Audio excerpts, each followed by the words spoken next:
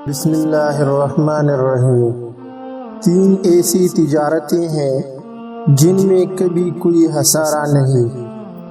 آؤ ایسی تجارت کی طرف جس میں کبھی گھاٹے کا خوف نہیں، کیونکہ ان کے اجر و ثواب اور بہترین بدلے کی ذمہ داری اللہ تعالیٰ نے رکھا ہے۔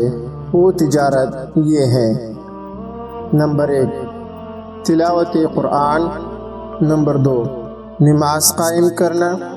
نمبر 3، خفیہ اور اعلانیہ طور پر صدقہ کرنا۔ ان سب کی دلیل قرآن مجید کی مندرجہ ذیل آیت ہے۔